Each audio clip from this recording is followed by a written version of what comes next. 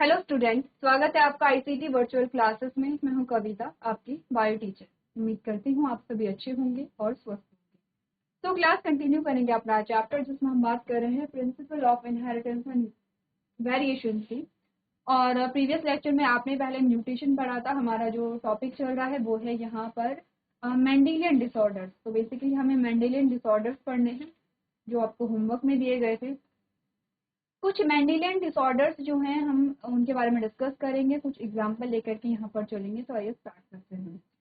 तो सबसे पहले आप जैसे कि रोज ही क्या करते हैं, सबसे पहले रिवीजन करते हैं। जैसे जैसे हमारी स्लाइड आगे बढ़ती है वैसे वैसे आप लोग टॉपिक भी देख लेते कि अभी तक हमने क्या क्या टॉपिक यहाँ पे पढ़ लिए हैं, तो वो आप करेंगे। इसी के साथ म्यूटेशन जो है वो हमने पढ़ा था, और म्यूटेशन में हमने कहा था कि जो म्यूटेशन की वजह से जो जेनेटिक डिसऑर्डर्स होते हैं, म्यूटेशन की वजह से क्या होंगे, जेनेटिक डिसऑर्डर्स होंगे। वो दो प्रकार के हमारे पास आते हैं डिसऑर्डर। पहला आता है मेंडेलियन डिसऑर्डर्स और दूसरा आता है क्रोमोसोमल डिसऑर्डर। हम बात कर रहे हैं मेंडेलियन डिसऑर्डर्स के बारे में।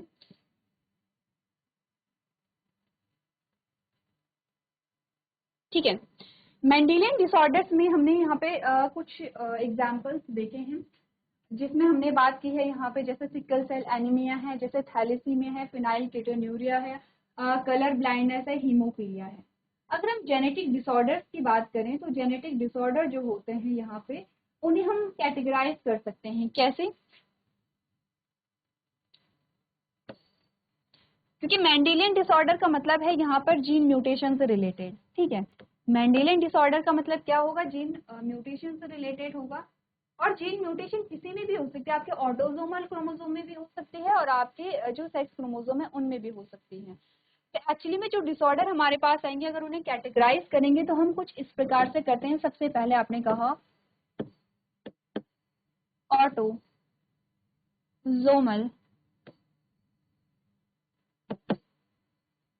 Dominant disease. ठीक है, डिजीज या डिसऑर्डर आप कुछ भी लिख सकते हैं, डिसऑर्डर लिखते हैं क्योंकि हमें डिसऑर्डर नाम किया गया है।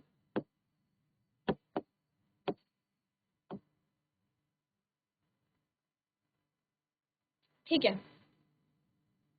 तो सबसे पहले आता है ऑटोसोमल डोमिनेंट डिसऑर्डर। ठीक है, पहले नाम लिख लेते हैं फिर समझते हैं इन चीजों को। दूसरा है रेसेसिव, ऑटोसोमल रेसेसिव डिसऑर्डर।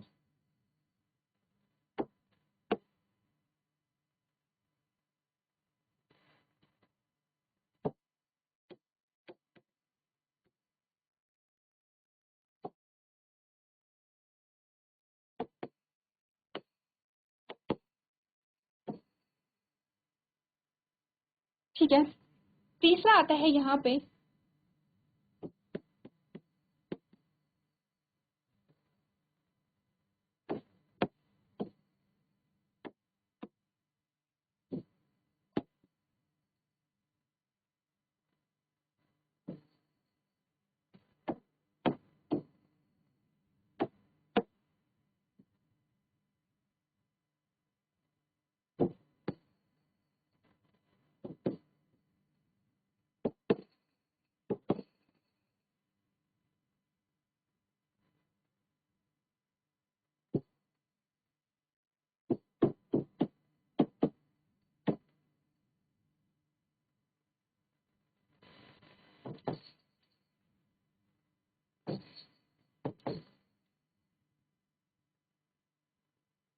अब कुछ कैटेगरीज हमने यहाँ पर देखी हैं जो जेनेटिक डिसऑर्डर्स या जो जेनेटिक डिजीज हमारे पास आती हैं।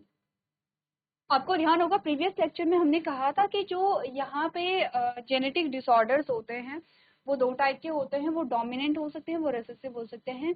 डोमिनेंट डिजीज का होने का मतलब है कि अगर हेटेरोजाइगस कंडीशन भी है तो भी वो जो कैरेक्टर है वो आएगा, एक्सप्रेस होगा और वो व्यक्ति उस डिजीज से पीड़ित होगा। अगर हमने कहा वो डिजीज रेसेसिव है, इट मीन्स कि हेटेरोजाइगस कंडीशन में कोई प्रॉब्लम नहीं होगी, कोई डिजीज नहीं होगा, व्यक्ति पीड़ित नहीं होगा, लेकिन व्यक्ति क्या होगा, कैरियर यहाँ पर होता है। ठीक है, अगर यहाँ पे होमोजाइगस कंडीशन आती है, रेसेसिव जो डिसऑर्डर्स होते हैं अगर होमोजाइगस कंडीशन आती है तो तभी यहाँ पर क्या होता है, जो डिसऑर्डर है, जो डिजीज है, उसके जो कैरेक्टर है वो एक्सप्रेस होते हैं। तो हमने कहा था कि यहाँ पे अच्छी बात यह है कि मोस्ट ऑफ द डिजीज जो है, जेनेटिक डिजीज की हम बात करते हैं, वो रेसेसिव होती हैं यहाँ पे, यानी कि हेटेरोजाइगस कंडीशन में वो खुद को एक्सप्रेस नहीं करती हैं। ये हमारे पास 4 प्रकार की हो सकती है, ठीक है। सबसे पहले हमने अगर देखेंगे तो ये डोमिनेंट और रिसेसिव हो सकती है, लेकिन हमारे पास 2 प्रकार के क्रोमोसोम आते हैं, आपको ध्यान होगा। ऑटोसोमल क्रोमोसोम होता है, सेक्स क्रोमोसोम होते हैं। ऑटोसोमल क्रोमोसोम जो होते हैं आपके 22 पेयर्स होते हैं, और एक पेयर जो होता है आपका सेक्स क्रोमोसोम होता है, जो लिंग निर्धारण में महत्वपूर्ण भूमिका निभाता है, ठीक है। आपके प्रीवियस क्लासेस में आपने पढ़ा होगा कि लिंग का निर्धारण कैसे होता है, तो तब आप क्या करते हैं, एक्स एक्स और एक्स वाई यहाँ पर लेते हैं। तो अगर हमने कहा कि यहाँ पर ऑटोसोमल क्रोमोसोम की वजह से कोई डिसऑर्डर है, ठीक है, तो वो 2 प्रकार का हो सकता है। वो ऑटोसोमल डोमिनेंट डिसऑर्डर हो सकता है, या वो ऑटोसोमल रिसेसिव डिसऑर्डर यहाँ पर हो सकता है, ठीक है। अगर हम बात करें कि जो आपके सेक्स क्रोमोसोम है उनकी वजह से अगर कोई डिसऑर्डर होता है तो एक्स लिंक डिसऑर्डर आपके आते हैं, ठीक है। तो मोस्टली एक्स लिंक डिसऑर्डर्स होते हैं, यानी कि वाई क्रोमोसोम पर इन डिसऑर्डर के लिए कोई जीन नहीं होता है, एक्स क्रोमोसोम पर होगा। तो आपने कहा ये भी 2 प्रकार के हो सकते हैं, एक्स लिंक्ड डोमिनेंट डिसऑर्डर्स हो सकते हैं और एक्स लिंक्ड रिसेसिव डिसऑर्डर्स हो सकते हैं। इनमें से आपकी कुछ आते हैं यहाँ पे ऑटोसोमल डिसऑर्डर्स और कुछ आते हैं आपके एक्स लिंक्ड डिसऑर्डर्स यहाँ पे, ठीक है। क्लियर है इतनी बात। अब होमवर्क क्या है आपको, क्योंकि जब आप होमवर्क करेंगे, जब आप सर्च करेंगे तो आपको क्या होगा, क्यूरियोसिटी आएगी, आपको चीजें मिलेंगी। अब इन सबका क्या है, जो एग्जाम्पल है वो आप लोग कर लेंगे, ठीक है। हम यहाँ पर जो एग्जाम्पल डिस्कस करने वाले हैं वो है एक्स लिंक्ड रेसेसिव डिसऑर्डर को हम लेंगे, जिसमें हम 2 एग्जाम्पल लेते हैं, कलर ब्लाइंडनेस और हीमोफीलिया। इससे आपको इतना तो पता चल गया है कि ये दोनों किसके एग्जाम्पल हैं, एक्स लिंक्ड रेसेसिव डिसऑर्डर है। यानी कि कलर ब्लाइंडनेस के लिए जो जीन उत्तरदायी है, या हीमोफीलिया के लिए जो जीन उत्तरदायी है, वो एक्स क्रोमोसोम पे ही होता है, ठीक है, जो कि आपके क्या होते हैं यहाँ पे एक्स क्रोमोसोम पे होगा और वाई पे नहीं होगा। इसका मतलब होगा कि फीमेल जो है वो कैरियर यहाँ पर, और वो क्या होगी यहाँ पे, कैरियर भी हो सकती है अगर सिर्फ एक एक्स क्रोमोसोम पे है, और आपने कहा कि वो अफेक्टेड भी हो सकती है अगर दोनों पे है। अगर हम मेल की बात करें तो मेल हमने कहा यहाँ पे कैसे होंगे, अफेक्टेड होंगे। कैसे ये चीजें हम सॉल्व करेंगे, हम अभी जो प्रॉब्लमेटिक क्वेश्चंस कैसे आपके पास आते हैं वो डिस्कस करेंगे। उससे पहले आप लोग ये कैटेगरीज बना लेंगे और इनमें एग्जांपल देखेंगे कि ऑटोसोमल डोमिनेंट डिसऑर्डर कोई है, कि ऑटोसोमल रिसेसिव डिसऑर्डर कोई है, कि एक्स लिंक्ड डोमिनेंट डिसऑर्डर कोई है, और रिसेसिव के हम एग्जांपल यहाँ पर देख रहे हैं। तो चलिए एक बार आप लोग नोट कर लेंगे।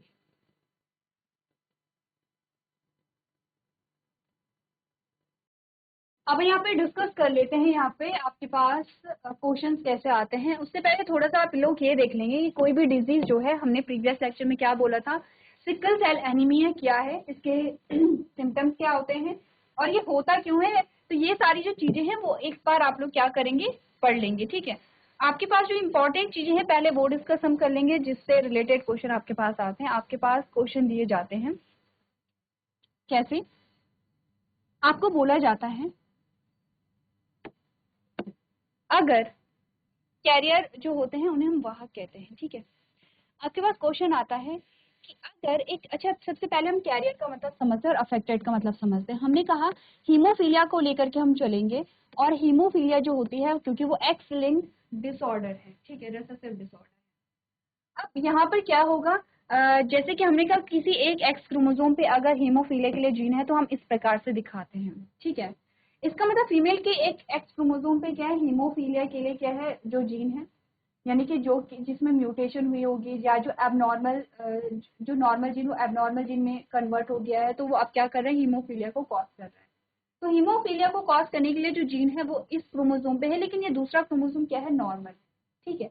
इस कंडीशन में हम फीमेल को क्या कहेंगे, यहाँ पे कैरियर कहेंगे, ठीक है, क्या कहेंगे, कैरियर कहेंगे। अब ये मेल है, इसमें आपने कहा वाई क्रोमोसोम पे तो कोई जीन नहीं होगा जो हीमोफीलिया के लिए होगा, एक्स क्रोमोसोम पे ही होगा, ठीक है। एक्स क्रोमोसोम पे किसी भी प्रकार से हीमोफीलिया के लिए जीन नहीं है, तो ये मेल जो है वो क्या होगा, नॉर्मल होगा। एक्चुअली में आपके पास क्वेश्चन ऐसे ही आते हैं कि क्या होता है जब कैरियर फीमेल की शादी एक नॉर्मल मेल से हो जाती है, यानी कि हीमोफीलिया के लिए जो कैरियर है, कैरियर किसके लिए है, हीमोफीलिया के लिए कैरियर है, और उसकी शादी जब किसी नॉर्मल मेल से होती है तो क्या रिजल्ट होते हैं। या फिर क्या होगा अगर किसी अफेक्टेड फीमेल की शादी किसी नॉर्मल मेल से होती है। अफेक्टेड का मतलब क्या होगा, क्योंकि इसके हमने कहा ये रेसेसिव डिजीज है। रेसेसिव का मतलब ये हेटेरोजाइगस कंडीशन में कोई भी जो कैरेक्टर है वो नहीं आएंगे, ये जो हीमोफीलिया है उसके कोई कैरेक्टर नहीं दिखेंगे। लेकिन क्योंकि यहाँ पे होमोजाइगस कंडीशन आ गई है, दोनों ही क्रोमोसोम पे हीमोफीलिया के लिए रिस्पॉन्सिबल जो जीन है वो प्रेजेंट है। अब क्या होगा, आपने कहा कि यहाँ पर ये क्या होगी, अफेक्टेड होगी। अफेक्टेड का मतलब है कि यहाँ पर ये हीमोफीलिया से कैसी होगी, पीड़ित होगी, और यहाँ पे मेल नॉर्मल है। तो रिजल्ट का मतलब क्या है कि इन दोनों की संतति जो होंगी उनमें कैसे रिजल्ट आएंगे। अगर किसी अफेक्टेड फीमेल की शादी नॉर्मल मेल से हो जाती है तो क्या रिजल्ट आते हैं, अगर किसी नॉर्मल फीमेल की शादी किसी अफेक्टेड मेल से हो जाती है तो क्या होगा। अब मेल अफेक्टेड ही होगा, ये चीजें आपको ध्यान रखनी है। मेल नॉर्मल नहीं हो सकता है, मेल कैरियर नहीं हो सकता है। मेल नॉर्मल हो सकता है, जैसे आपको यहाँ और यहाँ पे मिला है, कैरियर नहीं मिलेगा क्योंकि इसमें तो सिर्फ एक ही एक्स क्रोमोसोम है। इट मीन्स कि मेल यहाँ पे अगर एक भी यहाँ पे क्या है जीन है हीमोफीलिया के लिए, क्योंकि एक ही एक्स क्रोमोसोम है तो मेल अफेक्टेड होगा। तो आपसे पूछा जाता है क्या होगा, नॉर्मल फीमेल की शादी अगर अफेक्टेड मेल से हो जाती है, या फिर क्या होगा अगर कैरियर फीमेल की शादी अफेक्टेड मेल से हो जाती है, या क्या होगा अगर अफेक्टेड फीमेल की शादी अफेक्टेड मेल से हो जाती है। तो कितने सारे आपके पास पॉसिबिलिटी बन गई हैं, 1 2 3 4 पॉसिबिलिटी, आपके पास पांच पॉसिबिलिटी बनती है कि फीमेल क्या है, आपने कहा दोनों क्या है, अफेक्टेड हैं, ठीक है। इस केस में क्या होगा, इनकी संतति क्या होगी, ये कैरियर है ये अफेक्टेड है तो इस केस में क्या होगी, संतति क्या होगी। ये कैरियर है लेकिन ये नॉर्मल है तो इस केस में क्या होगा, आपने कहा ये अफेक्टेड है लेकिन ये नॉर्मल है तो इस केस में क्या होगा, ये नॉर्मल है लेकिन ये अफेक्टेड है तो इस केस में क्या होगा। तो ऐसे ही आपसे क्वेश्चन पूछे जाते हैं कि क्या होगा अगर एक नॉर्मल की शादी अफेक्टेड से हो जाती है, या अफेक्टेड की शादी नॉर्मल से हो जाती है, या दोनों क्या है अफेक्टेड हैं यहाँ पर, या दोनों यहाँ पे एक कैरियर है और एक क्या है अफेक्टेड है, तो क्या होता है। एक एग्जाम्पल हम लेके चलते हैं, उसके बाद आपको जो अदर जो प्रॉब्लम है वो आप खुद सॉल्व करेंगे। तो हम लेके चलते हैं क्या होगा अगर एक कैरियर फीमेल की शादी एक नॉर्मल मेल से होती है, ठीक है।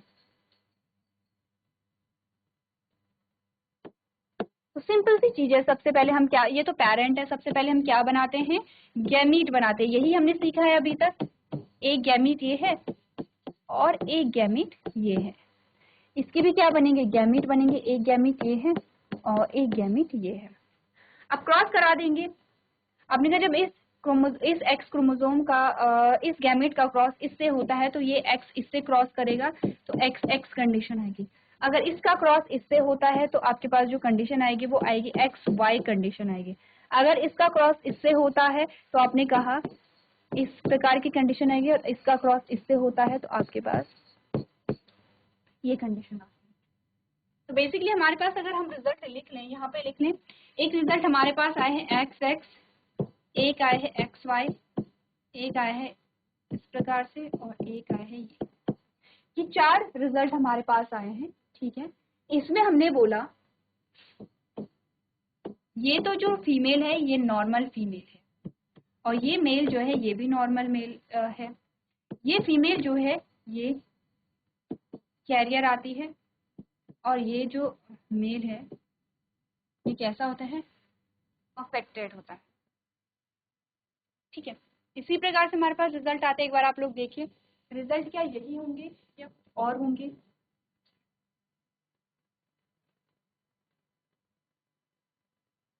अगर आपने देखा तो हमने यही चीजें डिस्कस की थी। हमने ये बोला था कि फीमेल में क्योंकि 2 एक्स क्रोमोसोम है, अगर एक एक्स क्रोमोसोम पे हीमोफीलिया के लिए जीन है तो ये कैरियर होगी, अगर दोनों पे है तो वो क्या होगा, यहाँ पे अफेक्टेड होगी, ठीक है।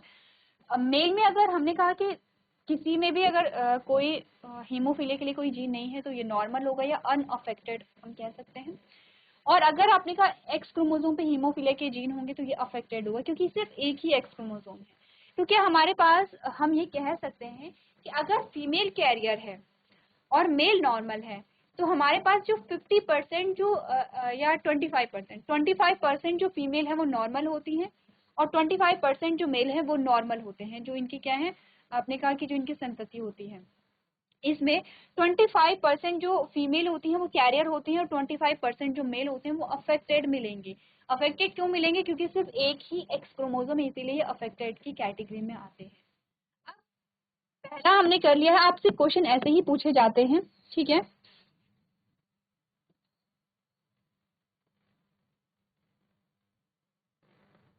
आपसे क्वेश्चन ऐसे ही पूछे जाते हैं। दो आपके पास कंडीशन है, इन्हें जल्दी से आप लोग यहाँ पे क्या करेंगे, सॉल्व करेंगे, ठीक है। एक आपके पास ये कंडीशन आती है और एक आपके पास ये कंडीशन आती है। एक बार इन्हें आप सॉल्व करके देखेंगे कि क्या रिजल्ट यहाँ पर आते हैं, ठीक है। एक में बोला गया है कि फीमेल अफेक्टेड, दोनों अफेक्टेड है। एक कंडीशन में ऐसे है कि फीमेल भी अफेक्टेड है और मेल भी अफेक्टेड है। एक में ये कि फीमेल कैरियर है और मेल अफेक्टेड है, ठीक है। तो आप यहाँ पर क्या करेंगे, क्रॉस करेंगे और इनका जो रिजल्ट है वो यहाँ पे बताएंगे।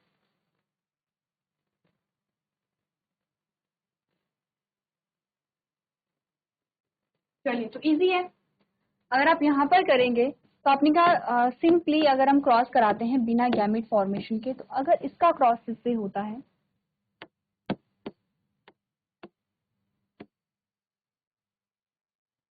आपके पास आता है ये कंडीशन। अगर इस x का क्रॉस इस y से होता है तो ये कंडीशन आएगी।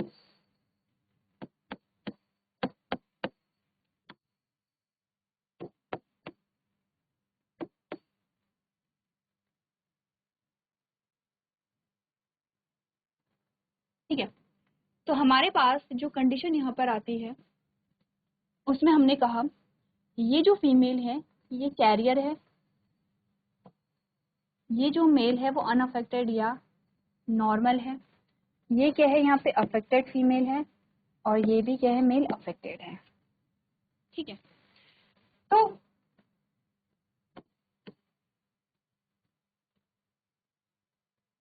हम क्या समझे, देखिए आपको सिर्फ सॉल्व नहीं करने हैं, आपको चीजें समझनी है। जैसे कि हमने कहा कि अगर यहाँ पर आपने देखा होगा कि मेल जो है ये मेल नॉर्मल यहाँ पर आया है, लेकिन फीमेल नॉर्मल नहीं आई है, या तो अफेक्टेड आई है या कैरियर आई है। ऐसा क्यों हुआ? ऐसा इसलिए हुआ क्योंकि हमने कहा कि जो फीमेल है उसे एक एक्स क्रोमोसोम मदर से मिलेगा और एक फादर से मिलेगा। इट मीन्स कि उसे एक क्रोमोसोम फादर से मिलेगा और वो जो एक एक्स क्रोमोसोम है उस पे क्या है, आपने कहा जो हीमोफीलिया है उसके लिए क्या है, यहाँ पर जीन प्रेजेंट है। इट मीन्स कि फीमेल जो है वो कैरियर तो होगी ही होगी, कैरियर उसमें होना है, नॉर्मल वो नहीं हो सकती है क्योंकि एक एक्स क्रोमोसोम जो उसे फादर से मिलेगा उसमें क्या है, हीमोफीलिया के लिए जो जीन है वो प्रेजेंट है।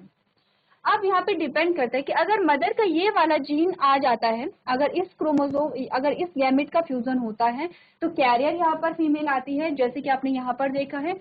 और अगर ये क्रोमोसोम आता है तो आपने का अफेक्टेड फीमेल यहाँ पर आएगी। इट मीन्स कि अगर फादर यहाँ पर क्या है, अफेक्टेड है, तो फीमेल यहाँ पे नॉर्मल नहीं आ सकती, फीमेल आपके पास है तो कैरियर आएगी, ठीक है। अब डिपेंड करते हैं कि अगर मदर कैरियर है तो आपने कहा अफेक्टेड आ सकते हैं। अगर मदर नॉर्मल है, अगर यहाँ पे फीमेल नॉर्मल है, अगर आप यहाँ पे क्रॉस कराते हैं कि ये नॉर्मल फीमेल है और इसकी शादी हो जाती है कि कैरियर मेल से, तो यहाँ पर आप देखते हैं फीमेल यहाँ पे क्या मिलेगी, कैरियर मिलेगी आपको।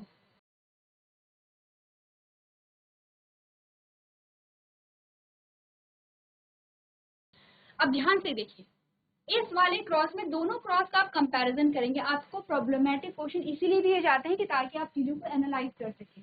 जब मदर जो है वो नॉर्मल है तो आपने देखा कि जो यहाँ पे सन है, यानी कि जो यहाँ पे मेल चाइल्ड है वो नॉर्मल होगा। क्यों नॉर्मल होगा यहाँ पे? क्योंकि उसने यहाँ पर देख, क्योंकि फादर से तो उसे वाई क्रोमोसोम मिलेगा, वाई जो कि हमेशा नॉर्मल ही रहता है। मदर अगर नॉर्मल है, कैरियर नहीं है, इट मीन्स कि मदर के दोनों जो क्रोमोसोम है उनमें हीमोफीलिया के लिए कोई जीन है ही नहीं। इट मीन्स कि मदर से इसे जो क्रोमोसोम मिलेगा वो नॉर्मल क्रोमोसोम मिलेगा और वाई क्रोमोसोम नॉर्मल होता है। तो आपने कहा मेल क्या होंगे, यहाँ पे नॉर्मल होंगे हमेशा, ठीक है। इस कंडीशन में क्या होंगे, यानी कि फीमेल नॉर्मल है और मेल अफेक्टेड है। इस केस में जो मेल चाइल्ड होता है वो नॉर्मल होता है, लेकिन फीमेल चाइल्ड हमेशा क्या होगी, कैरियर यहाँ पर होगी, नॉर्मल नहीं हो पाएगी क्योंकि उसे क्या मिलेगा, यहाँ पे फादर से एक्स क्रोमोसोम मिलेगा। इस कंडीशन में हमने कहा कि मेल नॉर्मल हो सकता है, क्योंकि उसे तो मदर से क्या मिलेगा, यहाँ पे एक्स क्रोमोसोम मिलेगा और फादर से वाई मिलेगा। अब अगर सन को ये क्रोमोसोम मिल जाता है तो मेल नॉर्मल हुआ, और अगर ये क्रोमोसोम मिलता है तो जो मेल है वो अफेक्टेड हुआ है। वहीं फीमेल को अगर मदर से ये क्रोमोसोम मिला तो हमने कहा कैरियर हुई, और अगर ये मिला तो हमने कहा अफेक्टेड हुई। तो ऐसे ही आपके पास क्वेश्चन बनते हैं, और ऐसे ही आपके पास जो क्वेश्चन है वो घुमा करके दिए जाते हैं, ठीक है। तो और भी जो क्वेश्चन आप लोग यहाँ पे क्या करेंगे, प्रैक्टिस करते रहेंगे। तो आज के सेशन में हम इतना ही करेंगे। अभी तक क्लास में बने रहने के लिए आपका धन्यवाद।